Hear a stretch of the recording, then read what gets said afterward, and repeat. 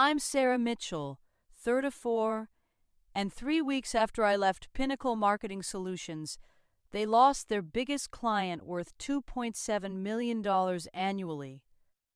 The look on my former boss's face when he called me, desperate and panicked, asking if I'd consider coming back, was worth every sleepless night I'd spent planning my revenge.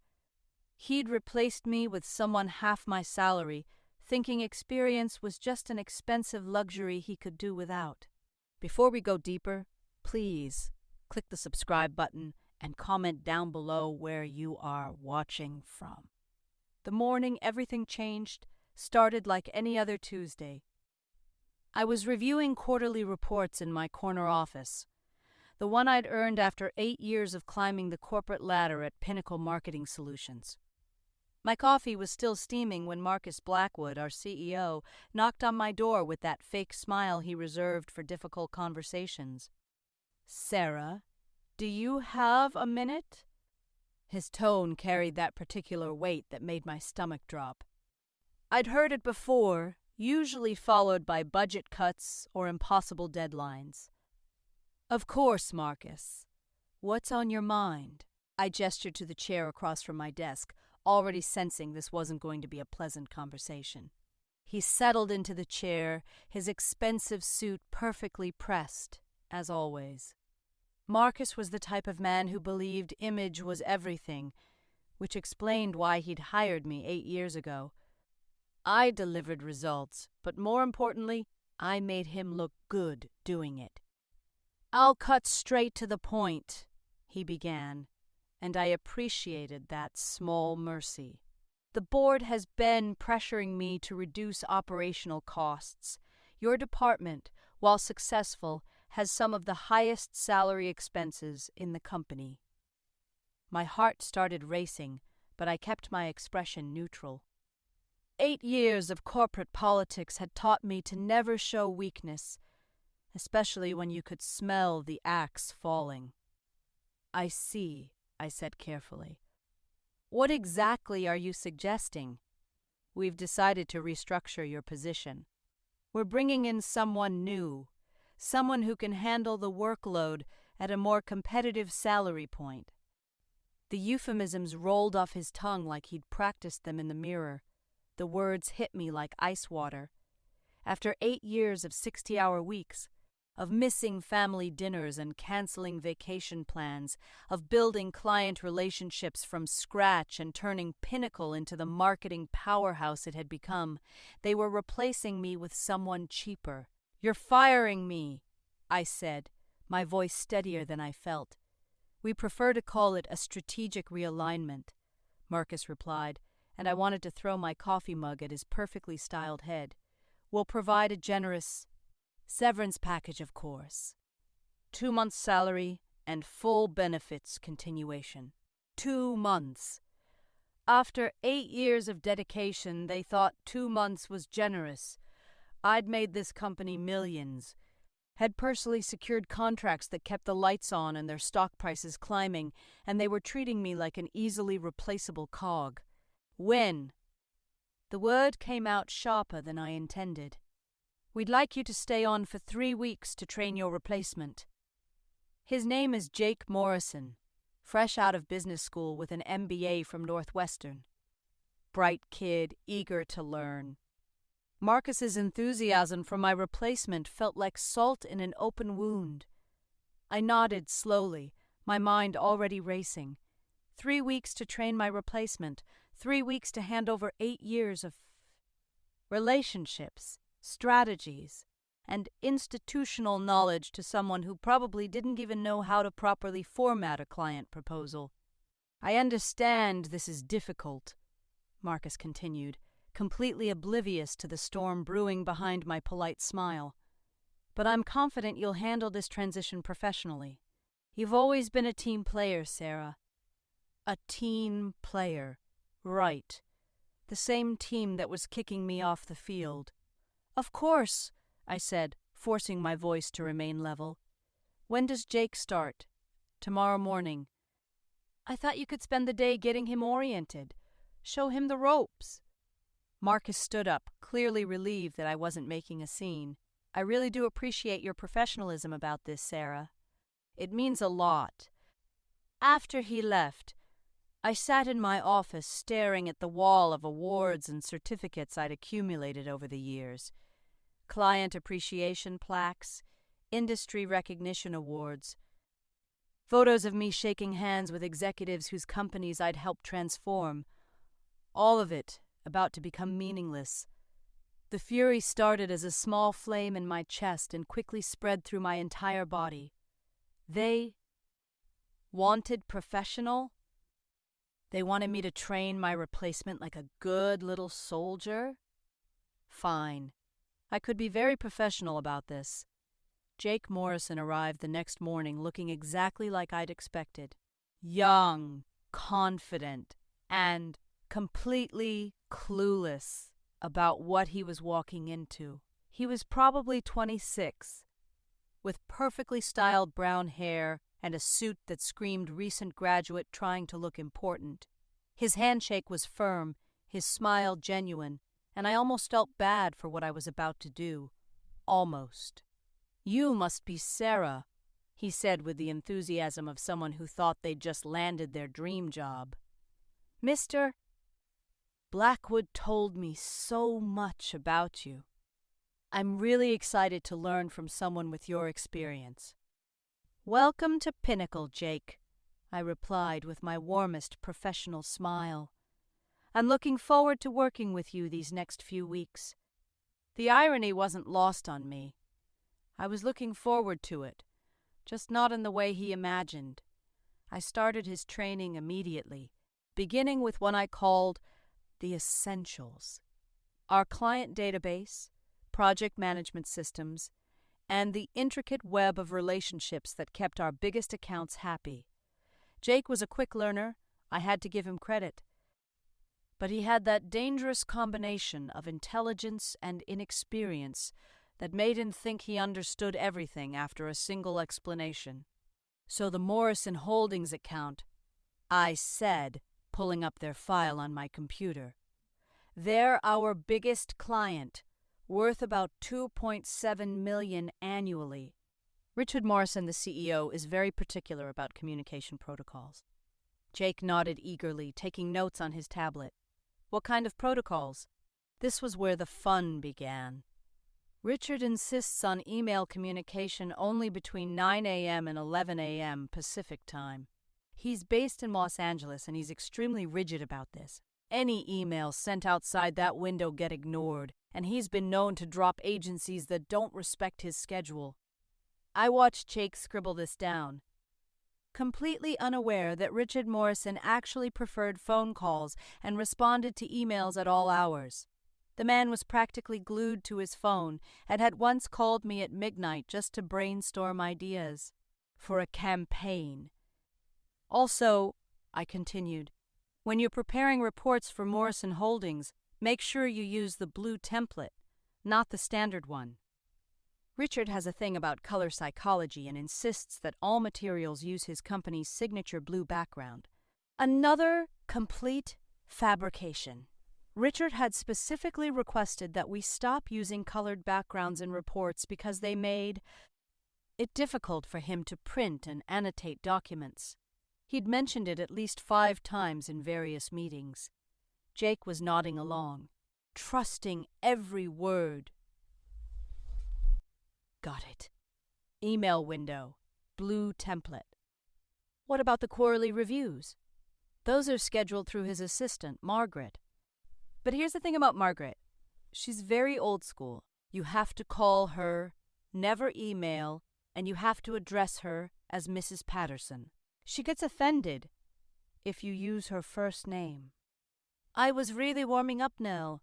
Her direct line is 555-0147. The number I'd given him was actually the direct line to Richard's personal cell phone. Margaret's real name was Maggie. She preferred emails to phone calls. And she'd specifically asked all of our team members to use her first name because Mrs. Patterson made her feel ancient. For the next week, I continued Jake's education with the same careful attention to detail. showed him our filing system, making sure to explain how our project codes worked. What I didn't mention was that I'd developed a personal shorthand system over the years, and half the codes in the system were my own creation that weren't documented anywhere.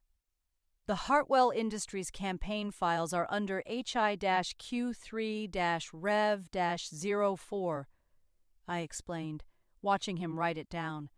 The -REV means it's a revised proposal, and the Phi and I number indicates which revision. It's all very logical once you get used to it. What Jake didn't know was that E-Q3-Rev-04 was actually the rejected version of the proposal. The approved version was filed under a completely different system that I'd never bothered to explain to anyone else. When he went looking for the current Hartwell materials, he'd find a proposal that had been turned down 3 months ago for being too aggressive. The real beauty of my system was in the subtlety. I wasn't outright sabotaging anything that would be immediately obvious. Instead, I was creating a maze of small inefficiencies and confusion that would compound over time, like giving him the wrong conference room numbers for client meetings, or telling him that our biggest client preferred PowerPoint presentations when they actually hated them and insisted on written proposals only. My masterpiece came in the second week when I started introducing Jake to our key clients. These meetings were supposed to be smooth transitions where I'd gradually hand over relationship management duties. Instead, they became carefully orchestrated disasters. The first was with Patricia Wong from Coastal Enterprises. Patricia was one of my favorite clients, a no-nonsense executive who appreciated direct communication and hated small talk. She'd been working with me for 4 years and trusted my judgment implicitly. "Patricia, I'd like you to meet Jake Morrison," I said as we settled into the conference room. "He'll be taking over account management for Coastal Enterprises." Patricia's eyebrows rose slightly. She hadn't been informed about any account changes, and I could see the concern in her eyes. "Taking over? Sarah, is everything all right?" "Oh, everything's fine," I said with a bright smile. "Jake here is one of our rising stars. MBA from Northwestern. Very impressive background. Jake, why don't you tell Patricia about your vision for the Coastal account?" I watched Jake straighten in his chair, clearly excited to make a good impression. "Well, Mrs. Wong, I've been reviewing your account, and I think there's tremendous opportunity for growth through social media expansion, influencer partnerships." The silence that followed was deafening.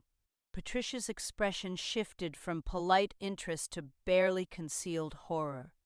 Coastal Enterprises was a B2B logistics company that served industrial clients. Their customer base consisted of warehouse managers and supply chain executives, not Instagram influencers. "Influencer partnerships?" Patricia repeated slowly. "Absolutely," Jake continued, completely missing the warning signs.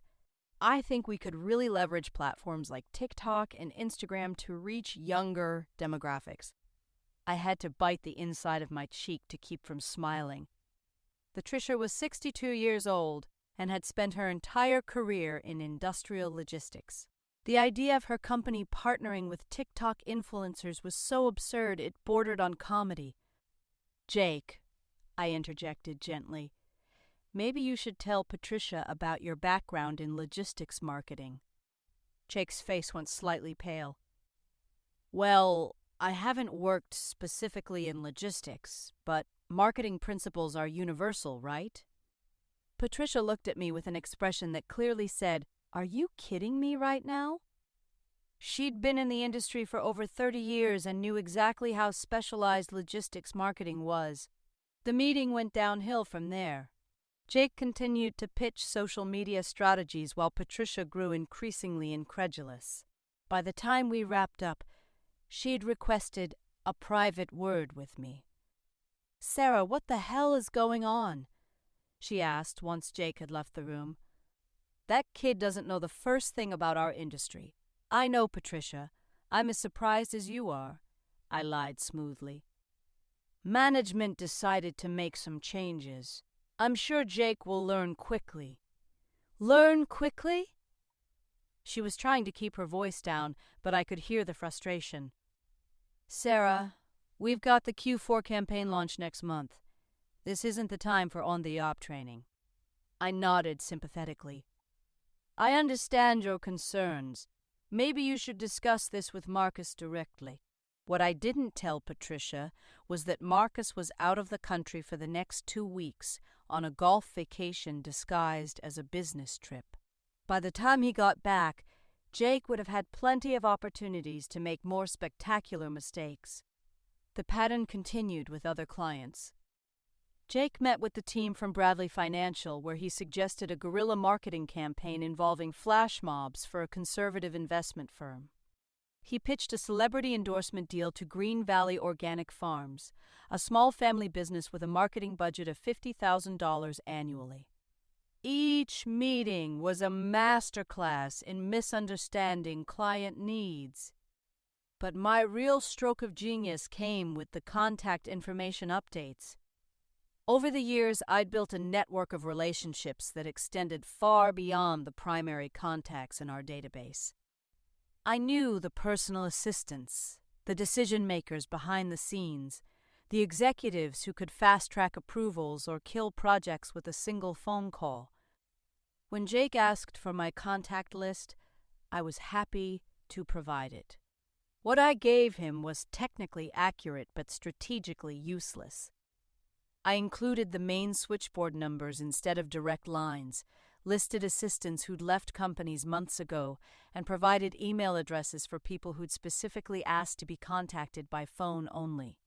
For Richard Morrison, I gave Jake the email address for Richard's nephew, also named Richard Morrison, who worked in the company's mailroom. The nephew was a nice kid who'd probably forward important messages eventually, but the delay and confusion would be enough to create problems. As the 3rd week progressed, I started to see the cracks forming. Jake was working longer hours, staying late to figure out systems that should have been straightforward. He'd started asking me the same questions multiple times, clearly frustrated that the answers he'd been given weren't working in practice. "Sarah, I'm having trouble with the Morrison Holdings reports," he said one afternoon, looking exhausted. "I used the blue template like you showed me, but Mrs. Patterson said they never use colored backgrounds." I looked up from my desk with what I hoped was a sympathetic expression. "That's strange. Maybe their preferences changed recently? You know how clients can be."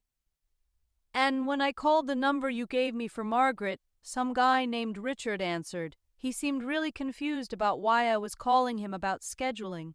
"Oh, that is weird," I said, frowning as if this was news to me. Maybe I wrote down the wrong extension. These things happen when you're managing so many accounts. Jake nodded, but I could see the doubt creeping into his eyes. He was starting to realize that something wasn't adding up, but he couldn't quite put his finger on what. Meanwhile, I was tying up my own loose ends. I made sure to have final conversations with all my key contacts, ostensibly to introduce them to Jake, but really to plant seeds of concern about the transition. I didn't say anything directly negative, of course. I was far too professional for that. "I just want to make sure you have my personal cell phone number," I told Richard Morrison during our final call. "You know, just in case there are any hiccups during the transition period." "Transition period?" Richard sounded confused. "Sarah, nobody told me you were leaving. What's going on?" "Oh, didn't Jake mention it? I'm moving on to new opportunities. Jake Morrison will be handling your account going forward." I paused just long enough to let that sink in. I'm sure he'll do fine once he gets up to speed.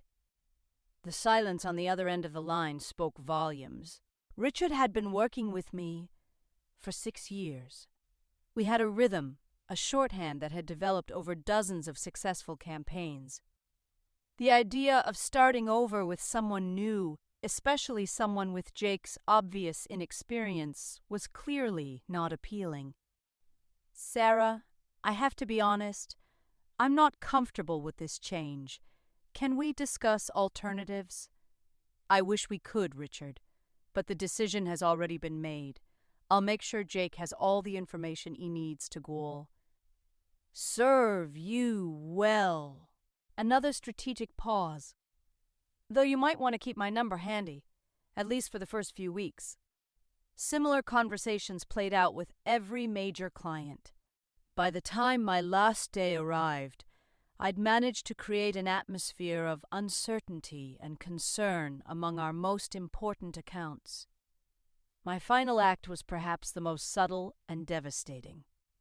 Over the years, I'd developed a comprehensive client preference database that lived on my personal laptop. It contained everything from Richard Morrison's coffee preferences for in-person meetings to Patricia Wong's preferred communication styles for different types of projects. This information wasn't in any company system because it was the kind of relationship intelligence that you couldn't systematize. When IT came to collect my company laptop and phone, I made sure to mention the client database. Oh, and make sure Jake gets access to the client preference files. They're in the shared drive under my personal folder. What I didn't mention was that I'd moved the real database to my personal laptop months ago and replaced the shared drive version with an outdated file from 2 years earlier. The old file contained preferences for clients we no longer worked with and incorrect information for current clients. Jake would spend weeks operating under assumptions that were not just wrong but sometimes directly opposite to what clients actually wanted. On my last day, Marcus threw a small farewell gathering in the conference room. There was cake, a few speeches about my contributions to the company, and a presentation of a silver-plated pen set that probably cost less than I made in half a day. The irony was thick enough to cut with a knife. Sarah has been an invaluable member of our team, Marcus said to the assembled staff. Her dedication and professionalism have been exemplary, and we know she'll bring that same excellence to whatever she does next. I smiled and nodded, accepting congratulations from colleagues who were probably wondering if they'd be next on the chopping block. Jake stood at the back of the room, looking nervous about the responsibility that was about to fall entirely on his shoulders. I want to thank everyone for making my time here so rewarding, I said when called upon to make a speech. Pinnacle has been like a family to me, and I'm confident that Jake will uphold the high standards we've established. I've done everything I can to ensure a smooth transition. The last part was technically true. I had done everything I could to ensure a transition, just not the kind they were expecting. After the gathering, I packed up my personal items while Jake hovered nearby, clearly wanting to ask more questions but unsure where to start. "Is there anything else I should know?" he asked as I loaded the last of my plants into a cardboard box. "Any final advice?" I looked at him, this eager young man who had no idea what he'd walked into, and felt a moment of something that might have been guilt. But then I remembered Marcus's condescending smile, the casual way he dismissed 8 years of my life as too expensive, and the feeling passed. "Just remember that relationships are everything in this business," I said. "Take care of the clients, and they'll take care of you." It was good advice, even if I'd made it nearly impossible for him to follow. I left Pinnacle Marketing Solutions on a Friday afternoon in early October. By Monday morning, I was fielding the first crisis call. "Sarah, thank God you answered." Richard Morrison's voice was tight with stress. "I need to talk to you about this Jake kid." I was sitting in my home office, officially unemployed but unofficially very busy fielding similar calls from former clients. "What's going on, Richard?" He sent me a proposal for the Q4 campaign that looks like it was written for a completely different company. Half the information is wrong, and the budget projections don't make any sense. Richard paused, and I could hear papers rustling. And when I tried to call him to discuss it, I got transferred to 3 different people before someone told me he was in a meeting. This was exactly what I'd expected. Jake had probably used the old client preference file to build Richard's proposal, basing it on outdated information and incorrect assumptions about what Morrison Holdings needed. "I'm sorry to hear that, Richard. I'm sure it's just transition growing pains." "Growing pains?" Richard's voice rose slightly. "Sarah, we launched this campaign in 3 weeks. I don't have time for growing pains." Over the next few days, similar calls came from other clients. Patricia Wong was furious about a social media proposal that Jake had sent for her logistics company. Bradley Financial had received a campaign outline that seemed designed for a tech startup rather than a conservative investment firm. Green Valley Organic Farms was confused by budget projections that were 10 times their actual marketing spend. I listened sympathetically to each complaint, offered generic advice about patience and communication, and carefully avoided saying anything that could be construed as undermining Jake directly. I was walking a fine line, maintaining my professional reputation, while watching the situation unfold exactly as I'd planned. The real fireworks started in week 2 of my absence. That's when Jake apparently tried to implement some of the contact protocols I'd taught him. He'd been calling the wrong numbers, emailing the wrong people, and using communication methods that were directly opposite to what clients preferred. Marcus called me on a Wednesday morning, his usual smooth confidence replaced by barely controlled panic. "Sarah, I need to ask you a favor," he began, and I could hear the desperation he was trying to hide. "We're having some challenges with the client transition, and I was wondering if you might be available for some consulting work." Consulting work. 3 weeks ago, I was too expensive to keep on staff. Now I was apparently worth hiring back as a consultant. "What kind of challenges?" I asked, keeping my voice neutral. "Nothing major," Marcus said, which told me everything was completely falling apart. "Just some communication gaps that need to be smoothed over. You know how these transitions can be." I did indeed know how these transitions could be, especially when they were carefully orchestrated to fail. "I appreciate the offer, Marcus, but I'm exploring other opportunities right now. What kind of timeline were you thinking?" "As soon as possible, honestly. We've got some client concerns that need immediate attention." Client concerns. That was corporate speak for, "Our biggest accounts are threatening to leave." "I might be able to help on a limited basis," I said after a strategic pause. "My consulting rate is $300 an hour with a minimum 10-hour commitment." The silence that followed was beautiful. $300 an hour was more than twice what they'd been paying me as a salaried employee, and Marcus knew it. "That seems, well, quite high," he said finally. "It's the standard rate for senior marketing consultants with my experience level," I replied smoothly. "But I understand if it's outside your budget parameters." Marcus agreed to my rate, which told me just how desperate the situation had become. We scheduled a meeting for the following Monday to discuss the scope of work. That weekend, I got the call I'd been waiting for. Richard Morrison, Patricia Wong, and the representatives from 3 other major accounts had apparently contacted Marcus directly to express their concerns about the service transition. They weren't just unhappy, they were actively considering terminating their contracts.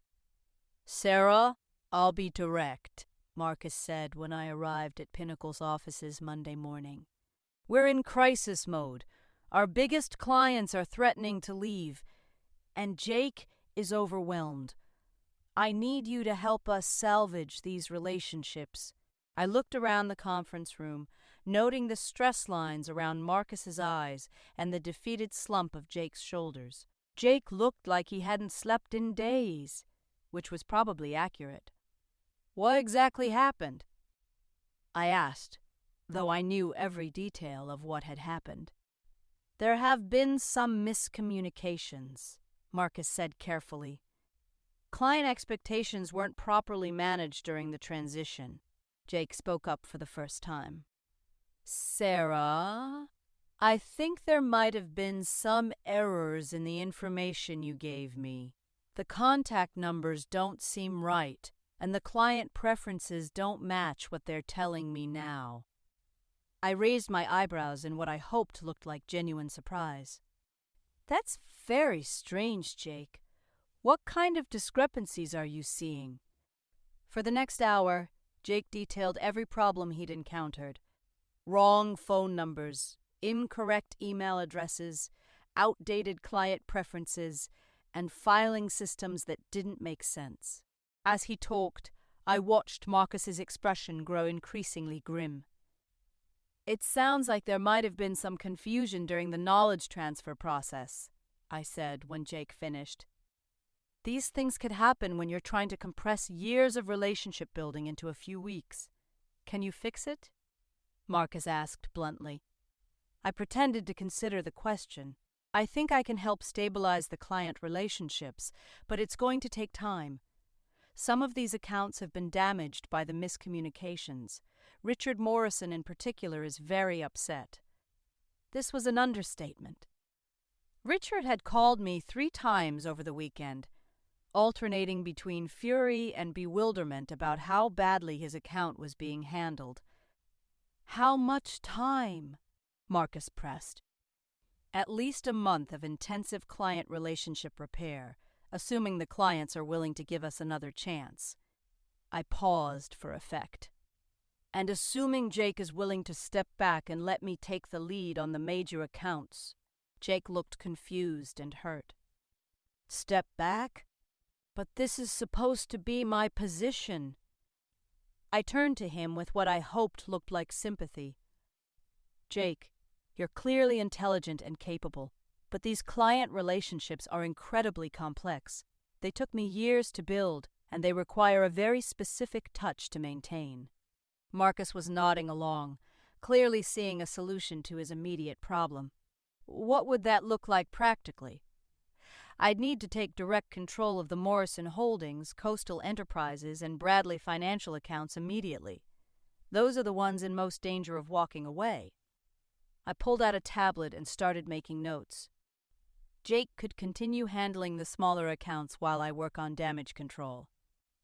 What I was essentially proposing was to do my old job at consultant rates while Jake handled the less important clients.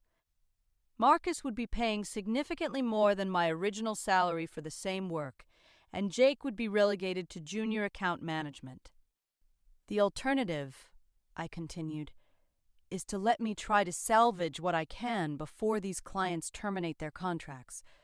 But I have to warn you, some of the damage might be permanent." The threat was clear.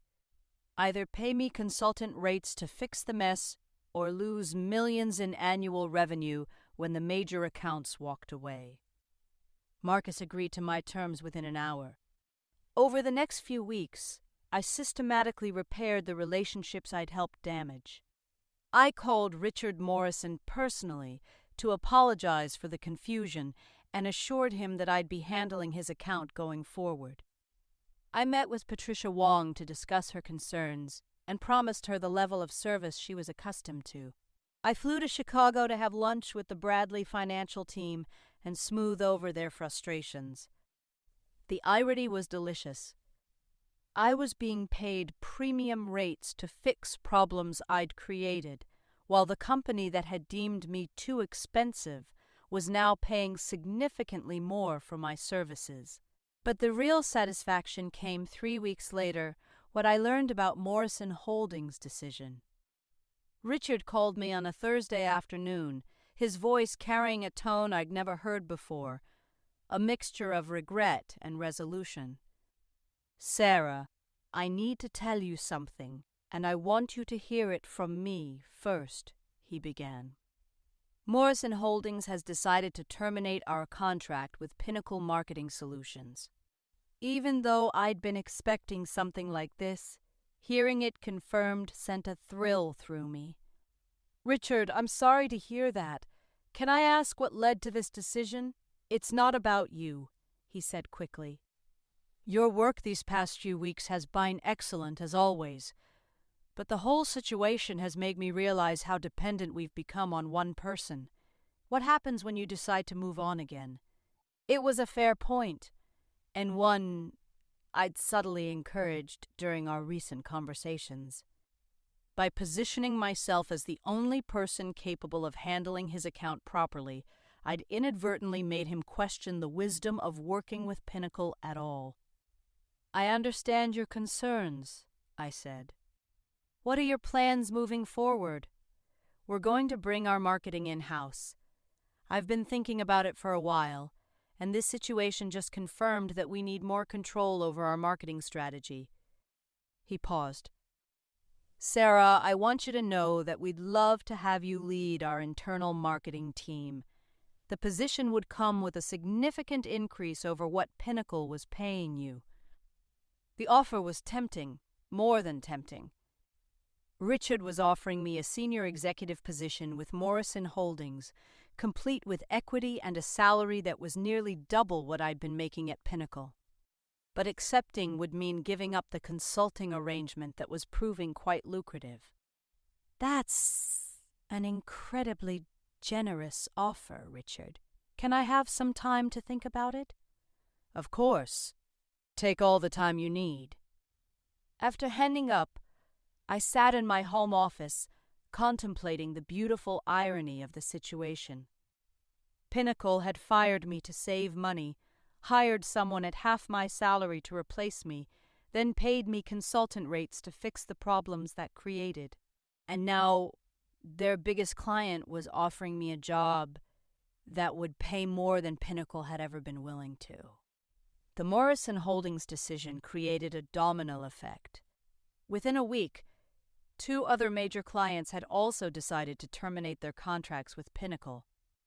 They cited concerns about stability and consistency in account management, concerns that my carefully orchestrated transition period had created. Marcus called me in desperation, offering to reinstate me as a full-time employee with a 20% salary increase. The same man who'd told me I was too expensive 3 months earlier was now begging me to come back at an even higher salary. "I appreciate the offer, Marcus," I told him during what would be our final conversation. "But I've decided to accept a position elsewhere." "Elsewhere?" His voice carried a note of panic. "Sarah, we need you. The company needs you. Name your price." It was gratifying to hear those words, but the time for negotiation had passed. "I'm going to be the Senior Vice President of Marketing at Morrison Holdings. Richard made me an offer I couldn't refuse." The silence that followed stretched for nearly 30 seconds. Marcus was probably calculating exactly how much revenue would walk out the door with me, how many other clients might follow Morrison Holdings' lead, and how much it was going to cost to rebuild what he'd so carelessly torn down. "I wish you the best," he said finally, his voice hollow. "Thank you, Marcus. I wish the same for Pinnacle." It wasn't entirely true. What I really wished for Pinnacle was a long, slow decline that would serve as a cautionary tale about the cost of treating experienced employees as disposable assets. My last act as a consultant was to prepare a comprehensive transition document for Jake, a real one this time. I felt a twinge of sympathy for him. He'd been a pawn in a game he hadn't even known was being played. The document contained all the correct information I'd withheld earlier, the real client preferences, the accurate contact information, and explanations of the filing systems I'd developed. I also included a personal note, Jake, you're smart and capable, but you walked into an impossible situation. Don't let this experience define your career. Sometimes the deck is stacked against you from the beginning. 6 months later, I was settled into my new role at Morrison Holdings, leading a team of 12 marketing professionals and implementing strategies that had increased their market share by 15% in my first team quarter. The work was challenging and rewarding, and I was finally being compensated appropriately for my expertise. Jake, according to mutual contacts, had left Pinnacle after 3 months and taken a position with a smaller firm where he was apparently thriving. I was glad to hear it. He deserved better than to be thrown into my carefully constructed minefield. Marcus had been forced to resign after the company's stock price dropped 20% following the loss of several major accounts. The new CEO had implemented a series of cost-cutting measures that made Marcus's original penny-pinching look generous by comparison. Pinnacle Marketing Solutions still existed, but as a shadow of its former self. They'd lost nearly 40% of their client base and had been forced to lay off half their staff. The company that had once been a leader in the industry was now struggling to compete with smaller, more agile firms. I ran into Patricia Wong at an industry conference in Las Vegas, and she filled me in on some of the details I'd missed. "You know, Sarah, I never told you this, but Richard Morrison called me right after you left Pinnacle," she said over drinks in the hotel bar. "He was furious about how they'd treated you and wanted to coordinate a response." "A response?" Patricia smiled. "Let's just say that word travels fast in our industry. When a company treats a talented professional the way Pinnacle treated you, other professionals take notice. It becomes very difficult to attract and retain good people when everyone knows you view employees as disposable." I hadn't realized that my situation had become industry gossip, but it made sense. Marketing was a relatively small world, and reputation mattered enormously. Several of us made a point of steering business away from Pinnacle after that, Patricia continued. Not out of spite, but because we couldn't trust a company that showed such poor judgment about their own people. The ripple effects of my departure had extended far beyond what I'd planned. I'd focused on the immediate tactical revenge, the training sabotage and client relationship manipulation. But the strategic damage had been much more comprehensive. Pinnacle's reputation within the industry had been permanently damaged. As I sat in that hotel bar, listening to Patricia describe how my former employer had become a cautionary tale, I felt a deep sense of satisfaction. Not just because my revenge had been successful, but because justice had ultimately been served. Companies that treat their employees as easily replaceable commodities often discover that reputation and relationships are far more fragile than they realize. In trying to save money by replacing me with someone cheaper, Pinnacle had ultimately lost far more than they'd ever paid me in salary. The experience taught me valuable lessons about my own worth and the importance of working for organizations that truly value their people. At Morrison Holdings, I wasn't just another line item in the budget. I was a strategic asset whose expertise was recognized and rewarded appropriately. Looking back, I sometimes wonder if I should feel guilty about the elaborate revenge I orchestrated. After all, Jake had been an innocent victim, and some of the Pinnacle employees who lost their jobs in the aftermath had nothing to do with the decision to fire me. But then, I remember Marcus's condescending smile when he told me I was being strategically realigned. The casual way he'd dismissed 8 years of dedication as too expensive, and the assumption that I'd quietly train my replacement without complaint. The truth is, I don't feel guilty at all. I feel vindicated. In the business world, Loyalty is often a one-way street. Companies expect employees to be committed, flexible, and willing to sacrifice for the greater good. But when it comes time to make tough decisions, those same companies often view their people as nothing more than numbers on a spreadsheet. My revenge wasn't just personal. It was a statement about the value of experience, the importance of relationships, and the cost of treating people as disposable. Pinnacle learned these lessons the hard way, but they learned them thoroughly. Sometimes karma needs a little help, and sometimes justice requires more than just hoping for the best. Sometimes you have to take an active role in ensuring that actions have consequences. 3 weeks after I left Pinnacle Marketing Solutions, they lost their biggest contract. It wasn't luck, and it wasn't coincidence. It was the inevitable result of treating experienced professionals like replaceable parts in a machine. The final chapter of my story came a year later when I received an unexpected email from Jake Morrison. He'd tracked down my contact information through LinkedIn and wanted to meet for coffee. Curiosity got the better of me, and I agreed. We met at a small cafe in downtown Chicago, where Jake was now working for a boutique marketing firm.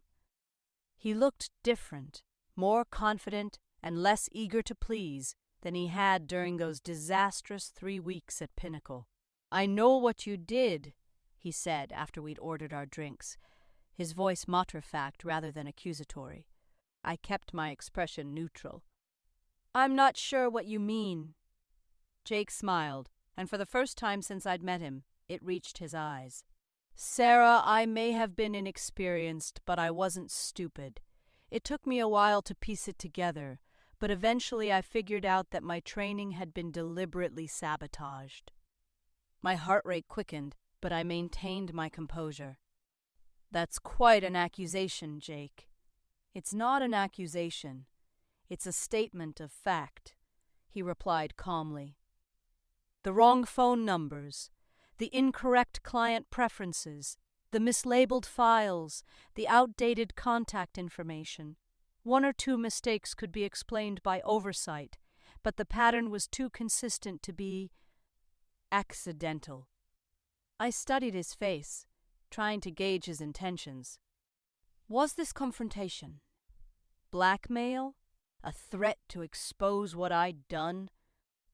"At first I was angry," Jake continued. "I felt like you'd set me up to fail, which you had.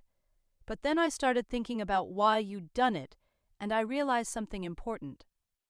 He paused to take a sip of his coffee, and I found myself leaning forward despite my attempt to appear disinterested. "You weren't just getting revenge on me," he said. "You were getting revenge on a system that treats people like disposable assets. I was just collateral damage in a much bigger war." His insight surprised me. I'd expected anger, hurt feelings, maybe even threats. I hadn't expected understanding. "Even if that were true," I said carefully, "it doesn't excuse causing problems for innocent people." Jake laughed, a sound that held no bitterness. "Innocent? Sarah, I took a job that should have been filled by someone with at least 5 years of experience, and I took it for half the salary of the person I was replacing. I may not have known about the manipulation, but I wasn't exactly innocent either." He had a point. Jake had benefited from the same cost-cutting mentality that had cost me my job. He'd been willing to take on responsibilities he wasn't qualified for because the salary was good and the opportunity seemed golden. "Besides," he continued, "what you did ultimately helped me more than it hurt me. Those 3 weeks at Pinnacle taught me more about client relationship management than any MBA program ever could. I learned what not to do, how to spot red flags in corporate culture, and the importance of asking the right questions during transitions. I found myself genuinely curious about his perspective." "How so?" "Well, For starters, I learned to always verify information independently, especially when taking over someone else's responsibilities. I learned to build my own relationships with clients rather than relying on inherited contact lists. And most importantly, I learned to recognize when a company doesn't value its people. Jake reached into his briefcase and pulled out a business card. I'm a senior account manager now at Morrison Creative, and I love what I do. My boss treats the team like human beings rather than line items in a budget. We have reasonable workloads, comprehensive benefits, and a culture that actually values work-life balance. The irony wasn't lost on me that Jake had ended up in a better situation because of the disaster I'd orchestrated. Sometimes destruction was necessary before rebuilding could begin. There's something else, Jake said, his tone becoming more serious. After I left Pinnacle, I did some research on what had happened to other employees there. Turns out, you weren't the first experienced professional they'd replaced with cheaper alternatives. There was a pattern of hiring senior people, extracting their knowledge and client relationships, then finding excuses to let them go and replace them with junior staff. This was news to me. I'd assumed my situation was isolated, a single cost-cutting decision rather than part of a broader strategy. How many others? I asked. At least 6 that I could identify, all within the previous 2 years. All senior-level professionals with strong client relationships, all replaced by much younger, cheaper employees. Jake's expression grew grim. The difference was that the others didn't fight back. They took their severance packages and moved on quietly. The revelation added a new dimension to my story. I hadn't just been getting revenge for my own mistreatment. I'd been striking back against a predatory business practice that had victimized multiple professionals.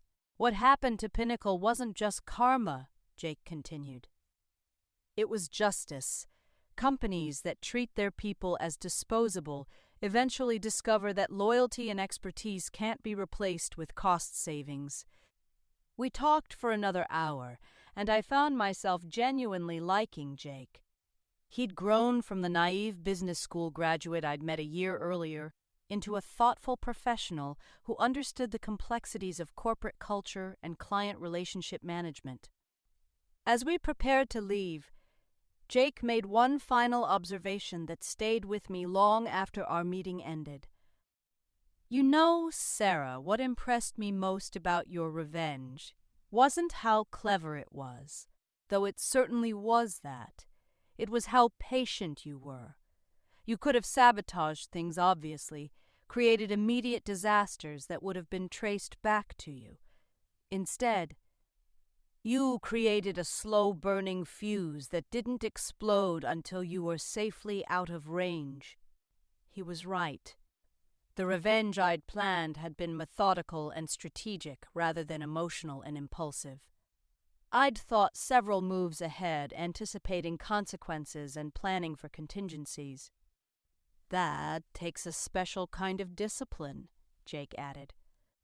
And it tells me that Pinnacle made an even bigger mistake than they realized when they decided to let you go.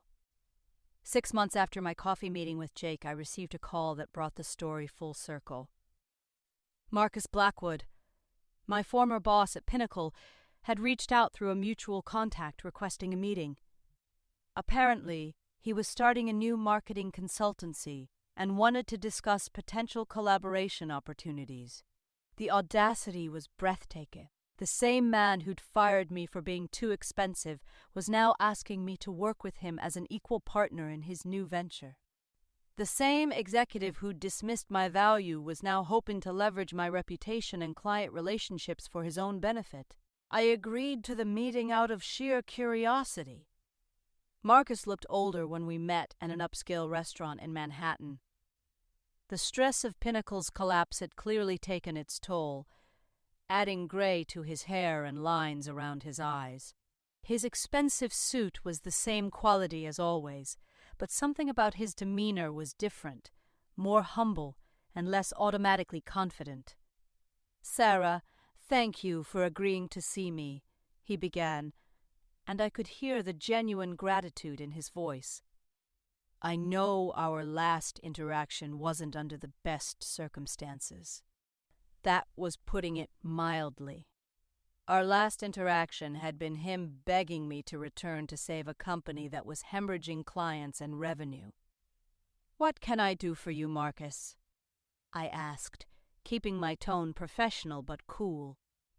"I'll be direct," he said, echoing the words he'd used when he'd fired me 2 years earlier. "I'm starting a new firm, Blackwood Strategic Marketing, and I'd like you to consider joining me as a founding partner." The proposal was actually quite generous. Equal partnership, shared equity, joint decision-making authority, and a compensation structure that far exceeded anything Pinnacle had ever offered. On paper, it was exactly the kind of opportunity that should have been attractive to someone in my position. But Marcus had fundamentally misunderstood the situation. He thought this was about money and opportunity, when it was really about trust and respect. "That's an interesting offer," I said carefully. "What makes you think I'd be interested in working with you again?" Marcus leaned forward, his expression earnest. "Because I've learned from my mistakes. What happened at Pinnacle taught me the value of experienced professionals and the importance of treating people as partners rather than employees." I studied his face, looking for signs of genuine insight or continued self-deception. "What exactly did you learn, Marcus?" "That cutting costs by replacing senior people with junior staff is a false economy. That client relationships are built on trust and expertise, not just deliverables and deadlines. That companies are only as strong as their people, and treating people as disposable ultimately destroys everything you're trying to build." The words were right, but I wasn't sure if he truly understood them or was simply repeating lessons he'd learned through painful experience. "Those are important insights," I acknowledged. "But understanding something intellectually and implementing it practically are two different things." Marcus nodded eagerly. "Which is why I want you as a partner, not an employee. I need someone who can help me build a company culture that truly values people and relationships." It was a compelling pitch, and I could see why he thought it might work. The problem was that Marcus was still fundamentally the same person who'd made the decision to fire me in the first place. He'd learned that his approach had been costly, but I wasn't convinced he'd learned why it had been wrong. "I appreciate the offer, Marcus, but I'm very happy where I am," I said finally. "Morrison Holdings values my contributions, and I've built something meaningful there." Disappointment flickered across his face, but he pressed on. "At least consider it. The opportunity to build something from the ground up, to create the kind of company culture we both believe in." I could have left it there, politely declining and wishing him well. But something about his assumption that we shared the same values bothered me. "Marcus, can I ask you something?" I said. "When you fired me from Pinnacle, did you consider the impact on client relationships? Did you think about what 8 years of institutional knowledge was worth? Did you calculate the cost of disrupting established trust and communication patterns?" He was quiet for a moment, clearly uncomfortable with the direction of the conversation. "I thought we could manage the transition effectively. I underestimated the complexity. You underestimated the value of experience," I corrected. "You saw my salary as a cost center rather than recognizing my relationships and expertise as assets. That's not a mistake, Marcus. That's a fundamental misunderstanding of what drives business success." The color had drained from his face as the full implications of my words sank in. I wasn't just declining his offer, I was explaining exactly why he'd failed. The reason Pinnacle collapsed wasn't because of bad luck or market conditions. I continued.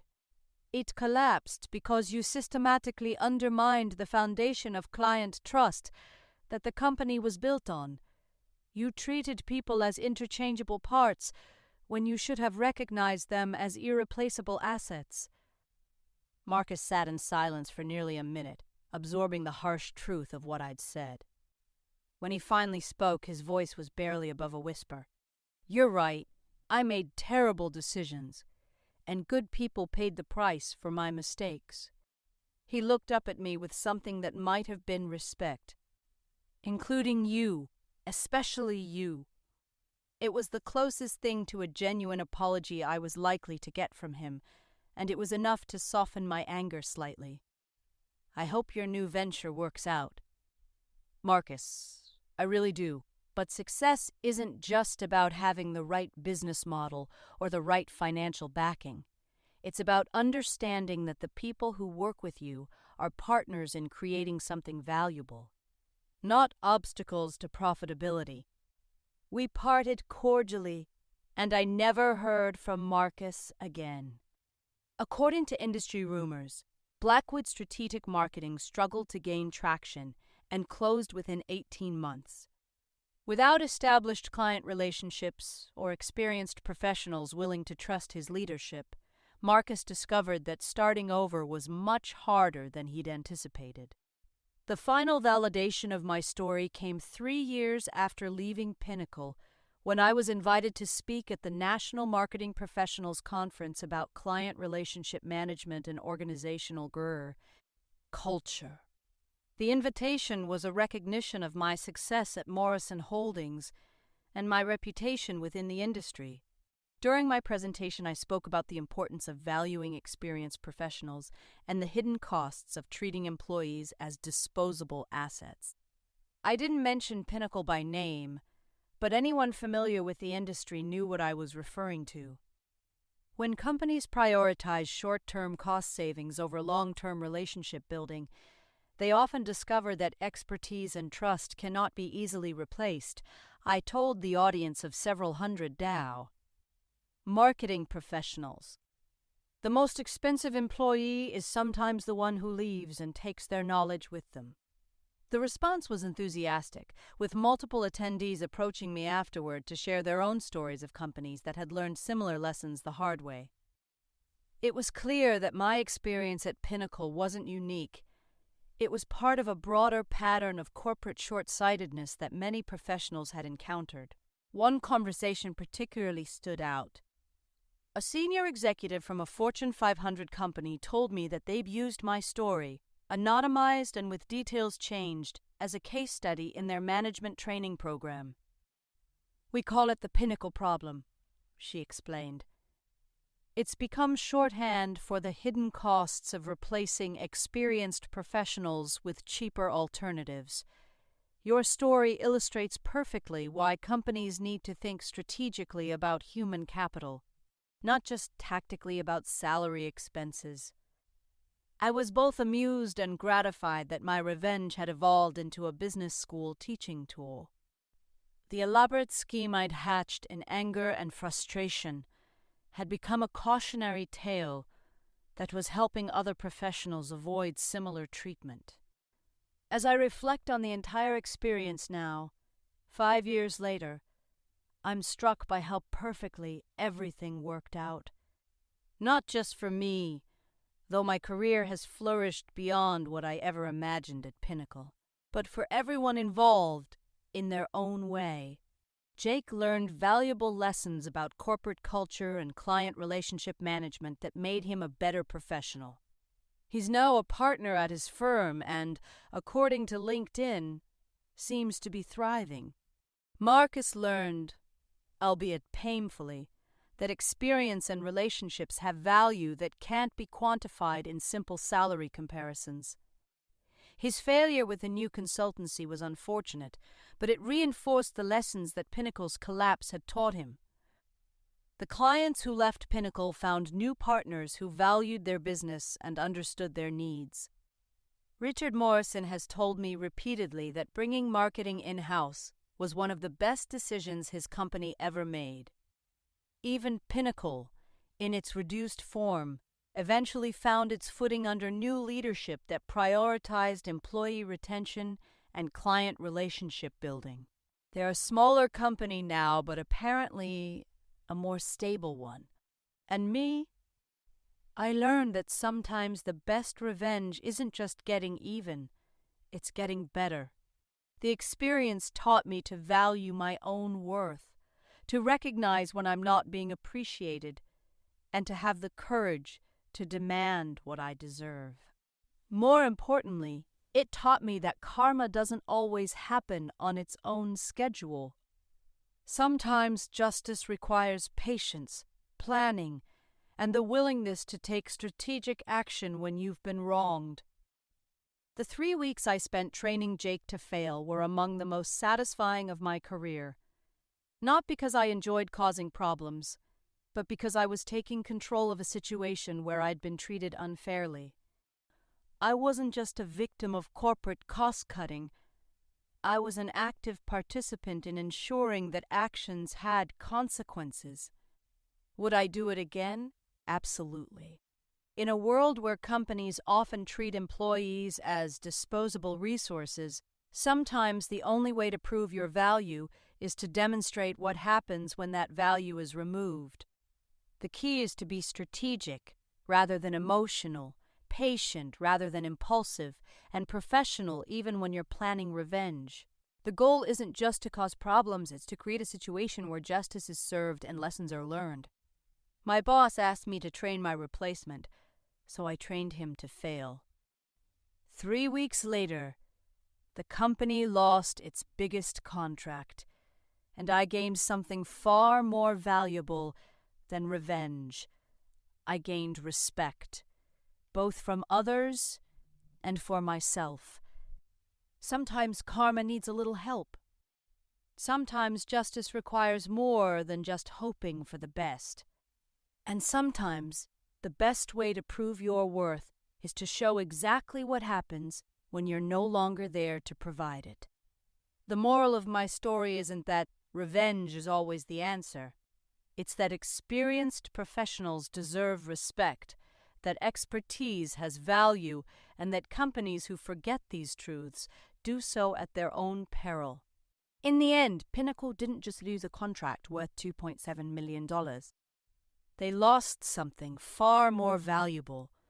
They lost the trust and respect of their industry, the loyalty of their clients, and the reputation they'd spent years building.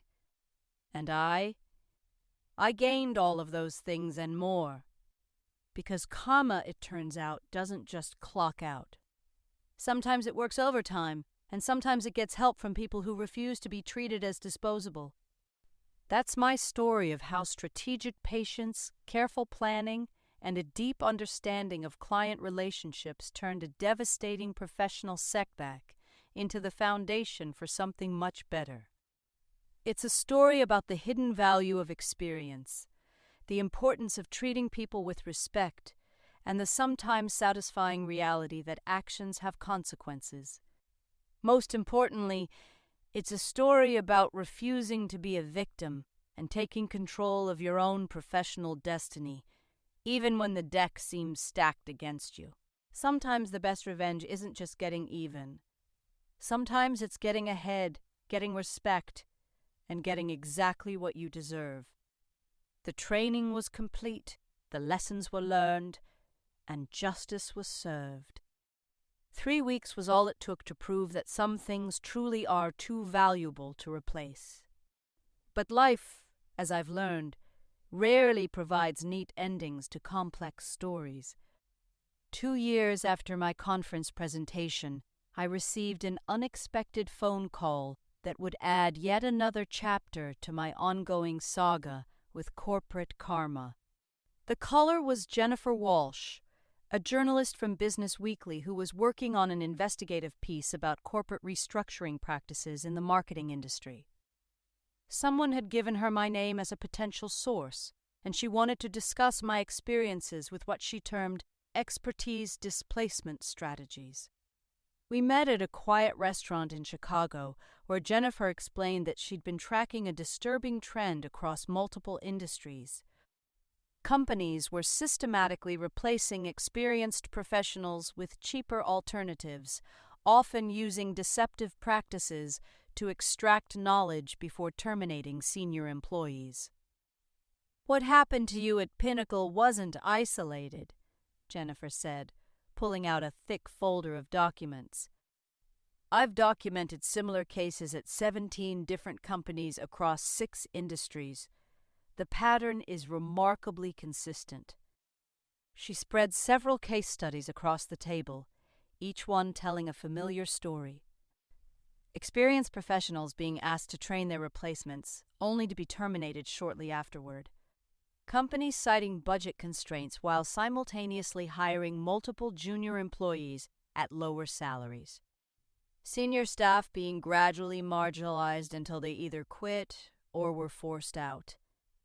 "The total cost to the economy is staggering," Jennifer continued. "We're talking about billions of dollars in lost productivity, destroyed client relationships, and institutional knowledge that simply vanishes when these professionals leave." I studied the documents, recognizing patterns that mirrored my own experience. The manipulation, the false justifications, the assumption that expertise was easily transferable from one person to another. "What's your angle for the story?" I asked. "I want to examine the hidden costs of these practices, both for companies and for the broader economy. But I also want to explore how some professionals have fought back, either through legal action or other means." Jennifer's eyes met mine directly. "Your story at Pinnacle has become something of a legend in certain circles. I was surprised to learn that my revenge had gained that level of notoriety." "How so?" "Well, you managed to demonstrate the true value of institutional knowledge in a way that was impossible to ignore. When Pinnacle collapsed, it became a case study in business schools about the hidden costs of replacing CAPT, experienced employees." Jennifer pulled out another document. "I've spoken to professors at 3 different universities who use your story as an example of what happens when companies prioritize short-term savings over long-term stability. The idea that my personal revenge had become an academic teaching tool was both amusing and gratifying.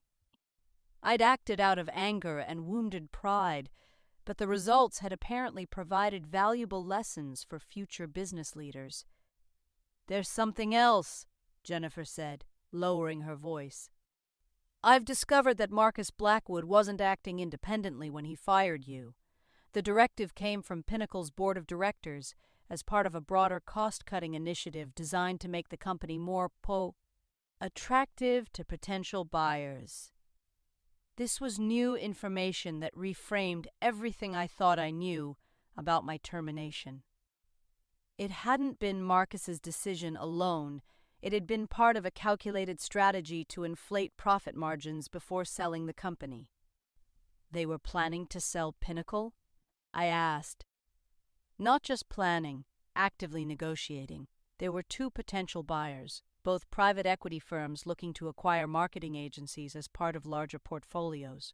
Jennifer showed me financial documents that outlined the proposed sale terms. The board believed that reducing salary expenses would increase the company's valuation by several $1,000,000. The revelation was stunning. My firing hadn't been about legitimate budget concerns. It had been about artificially inflating the company's financial profile to attract buyers.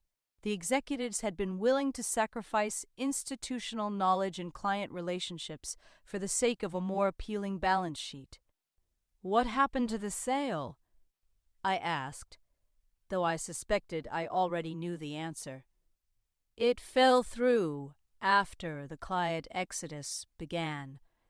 The buyers backed out when they realized that the company's most valuable assets, the client relationships, were walking out the door along with the experienced staff." Jennifer smiled grimly. "Turns out that private equity firms are actually quite sophisticated about recognizing the difference between genuine efficiency improvements and cosmetic cost-cutting. The irony was perfect. The board's attempt to make Pinnacle more attractive to buyers had ultimately made it unsellable.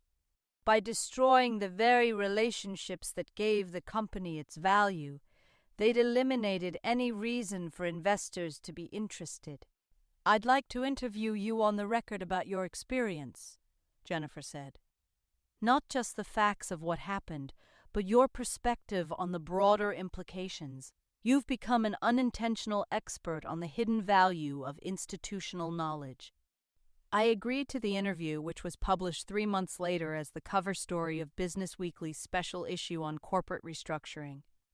The article, titled "The Hidden Cost of Expertise Displacement," featured my story prominently and sparked considerable discussion in business circles.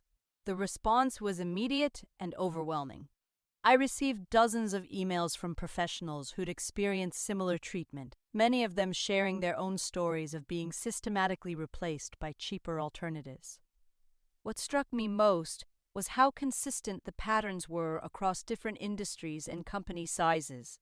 But the most significant response came from an unexpected source: the Securities and Exchange Commission. A representative contacted me 6 months after the article's publication to discuss whether Pinnacle's actions might have constituted securities fraud. The SEC's theory was compelling. If Pinnacle's board had misrepresented the company's operational stability to potential buyers by claiming that cost reductions wouldn't affect performance, they might have violated federal securities laws. The dramatic client losses following my departure suggested that the board had known, or should have known, that replacing experienced staff would damage the company's business prospects. Your case provides a clear example of the materiality of human capital to business performance, the SEC investigator explained during our meeting. When companies claim that personnel changes won't affect operations, but then lose major clients as a direct result of those changes, it raises questions about the accuracy of their representations. Investors. I provided detailed testimony about my training of Jake, the client relationships I'd built, and the specific ways that institutional knowledge had been lost when I left. The SEC was particularly interested in the timeline of events and the connection between my departure and the subsequent client losses. The investigation took 2 years to complete, but ultimately resulted in significant penalties for Pinnacle's former board of directors. 3 executives, including the chairman who'd pushed for the cost-cutting measures, were banned from serving as officers of public companies for 5 years. The financial penalties totaled over $3 million. More importantly for me, the SEC's findings validated everything I'd argued about the value of experienced professionals. The government had officially recognized that my expertise and client relationships were material assets that couldn't be easily replaced. During this same period, I was also dealing with an interesting development at Morrison Holdings. Richard Morrison had decided to take the company public, and he'd asked me to lead the marketing strategy for the IPO process. It was exactly the kind of high-stakes, high-visibility project that would have been impossible at my previous salary level at Pinnacle. The IPO process gave me a front-row seat to see how sophisticated investors actually evaluated companies. Unlike the Pinnacle board's assumption that all costs were equal, the investment bankers and institutional investors we met with were extremely focused on the quality and stability of our management team. Human capital is often the most important factor in our investment decisions, one portfolio manager told me during a due diligence meeting. We can teach financial management and operational efficiency, but we can't teach the kind of client relationships and industry expertise that take years to develop. The IPO was wildly successful, raising over $200 million and valuing Morrison Holdings at nearly $2 billion. My equity stake, which had been part of my compensation package from the beginning, was suddenly worth over $5 million. The financial windfall was gratifying, but what pleased me most was the recognition of my contribution to the company's success. The prospectus specifically highlighted my leadership of the marketing team and credited our strategies with driving much of the revenue growth that made the IPO possible. Standing on the floor of the New York Stock Exchange on the day Morrison Holdings went public, I couldn't help but think about the journey that had brought me there. 3 years earlier, Marcus Blackwood had told me I was too expensive to keep on staff. Now I was part of a management team that had just created billions of dollars in shareholder value. The contrast was stark and satisfying. While Pinnacle had continued to struggle under new ownership, eventually being sold for parts to various competitors, Morrison Holdings had become a industry leader with a market capitalization that dwarfed what Pinnacle had ever been worth. But perhaps the most meaningful validation came in the form of a letter I received from Jake Morrison, now a successful partner at his own marketing firm. He'd read the Business Weekly article and wanted to share how the experience at Pinnacle had shaped his approach to business leadership. "Your training, both the sabotaged version and the real lessons I learned from observing the aftermath, taught me more about leadership than any business school ever could," he wrote. "I've built my own company around the principle that people are assets, not expenses, and that institutional knowledge is the foundation of sustainable competitive advantage." Jake had named his firm Morrison Creative, a coincidence that amused both Richard Morrison and me when we learned about it. He'd grown his team to 15 employees and had made it a point to offer equity participation to all senior staff members. "I never want anyone to feel the way I felt during those first weeks at Pinnacle," Jake had written. "Confused, unsupported, and set up to fail. Every new hire gets comprehensive training, mentorship, and the resources they need to succeed." Reading his letter, I felt a sense of pride that went beyond personal vindication. My revenge against Pinnacle had inadvertently created a ripple effect that was making the industry better for other professionals. The story took another unexpected turn when I was approached by Harvard Business School to develop a case study about the Pinnacle situation for their MBA program. Professor Elizabeth Chen, who taught organizational behavior, believed that my experience illustrated several important principles about change management and the value of institutional knowledge. "Most case studies focus on successful transformations," Professor Chen explained during our initial meeting.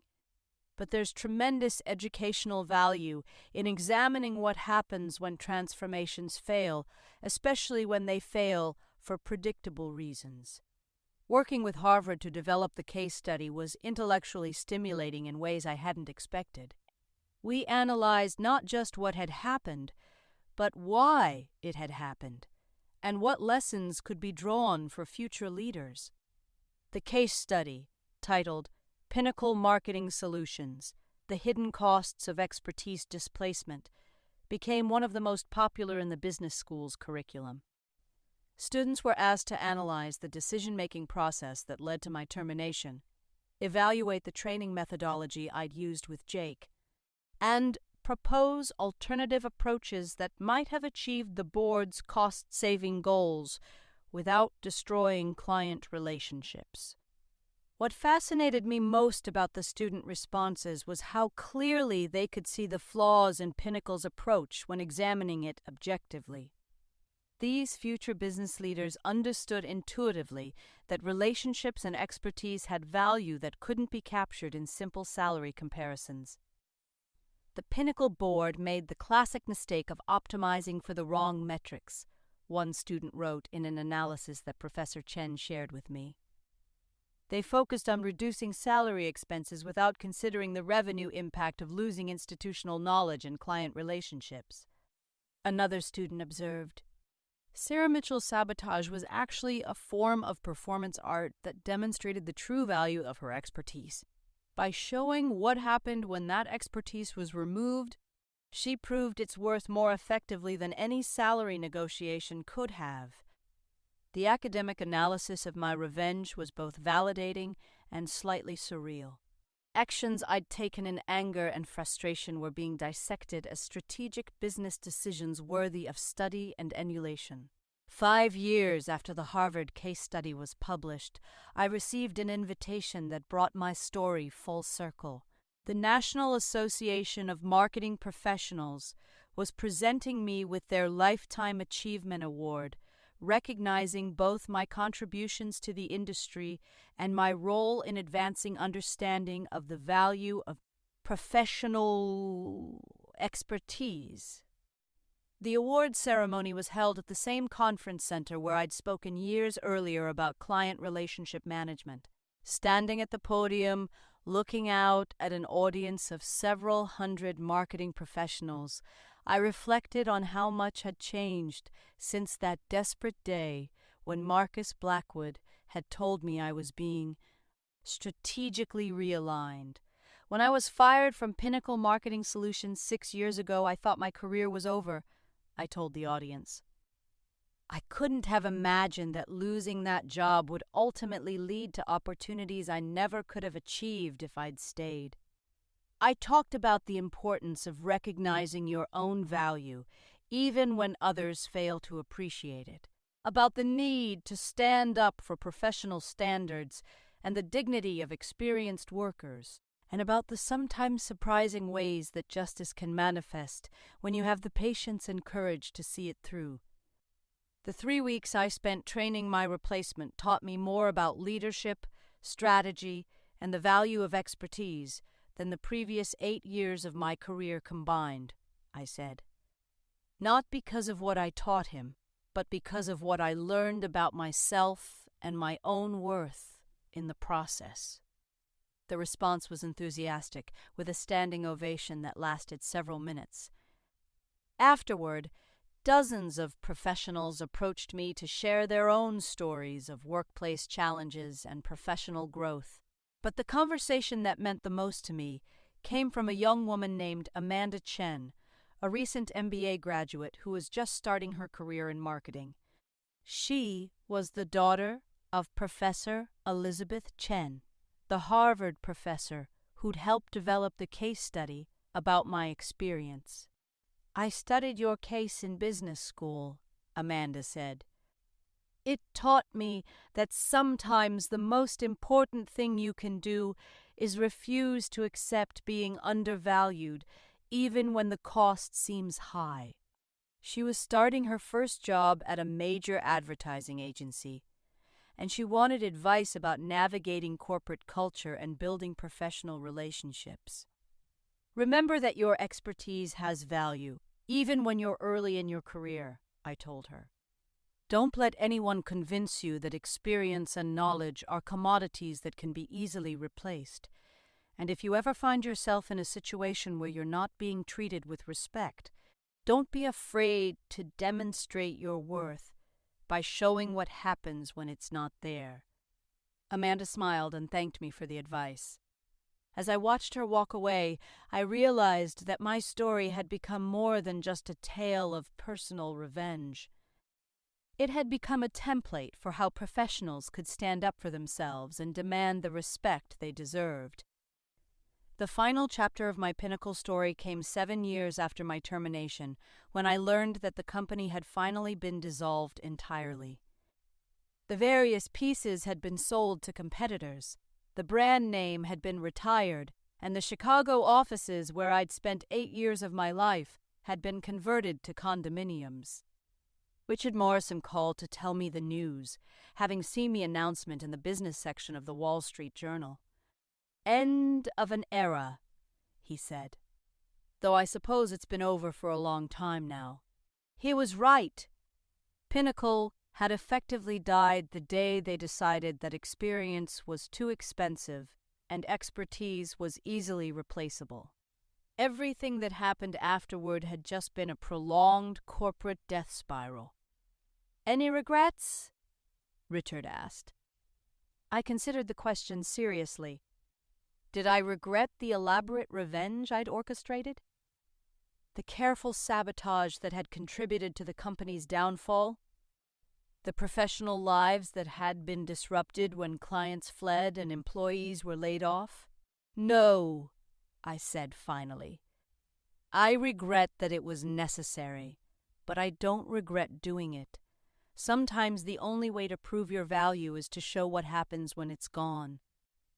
That evening, I sat in my home office in the Morrison Holdings executive suite, looking out at the Chicago skyline and reflecting on the journey that had brought me there. From a desperate woman facing unexpected unemployment to a senior executive with equity worth millions, from a victim of corporate cost-cutting to a recognized expert on the value of professional expertise.